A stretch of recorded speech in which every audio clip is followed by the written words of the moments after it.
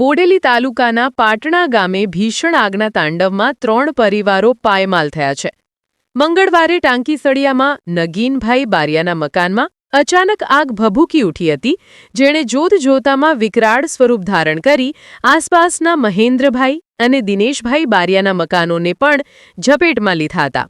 ગણતરીની મિનિટોમાં જ ત્રણેય મકાનો અને તેમાં રાખેલી ઘરવખરી, અનાજ અને પશુઓનો ઘાસચારો બળીને ખાખ થઈ ગયા છે. વર્ષોની મહેનતની મૂડી પડવારમાં રાખ થઈ જતા પરિવારો ભારે આઘાતમાં છે. બોડેલી ફાયર બ્રિગેડ અને ગ્રામજનોની ભારે જહેમત બાદ આગ પર કાબૂ મેળવાયો હતો. સદનસીબે જાનહાનિ ટળી છે, પરંતુ લાખોના નુકસાનથી 3 પરિવારો નિરાધાર બન્યા છે. પીડિતો હવે સરકાર અને સેવાભાવી સંસ્થાઓ પાસે તાત્કાલિક આર્થિક સહાયની આશા રાખી રહ્યા છે.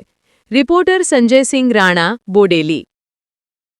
મને કોઈ કારણ ખબર નહીં, પણ બધું ઘર વખરી બારીને સાફ થઈ ગયું. કપડા એકલા રહ્યા છે, તો સરકાર અમને કંઈક સહાય આપે તો વધુ સારું, અમને કંઈક આર્થિક મદદરૂપ થાય. ગામ લોકો બધા ભેગા થયા અને ગામ લોકો ફોન કર્યો, બંબો આવ્યો અને આગ ઓલાવવાનું ચાલુ કર્યું, અને બંબાને બી ફોન એ લોકો જ કર્યો. 3 મકાન હરગી. મહેન્દ્રભાઈ ચંદુભાઈ બારિયા. અહીંયા મેં જો ઊંઘેલો જ ઘર અમે એક જોડે કાકી કે હરગ્યો હોય ગાડી મેલો બધા હરગ્યો એવું કરે બંધ ઓલા એમ એક ભાઈ આવીને કે લાઇટ નો ફોલ થતો, પછી ધીમે ધીમે આગ વધારે લાગી.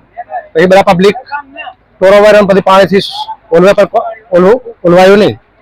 પછી બોડી કોન્ટેક્ટ કર્યો ફાયર બ્રિગેડ વાળાને.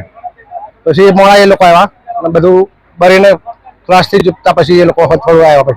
પછી એક નગીનભાઈ રામજીભાઈના મકાનમાં આગ લાગી, એક મહેન્દ્રભાઈ ચંદુભાઈના મકાનમાં, એક દિનેશભાઈ ના મકાનમાં, એક સુભાષભાઈ દિનેશભાઈ બંને ભેગા રહે છે, પણ મોટું મકાન હતું એમનું.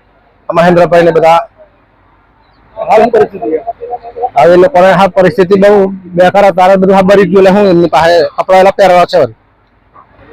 બાજુના ઘરમાંથી બધું આગ લાગીને મારા ઘરમાં આગ લાગે એવી પરિસ્થિતિ, પણ બધું ખાલી કરી નાખ્યું હતું. પાણીથી બધા ગામ લોકો આવીને બધું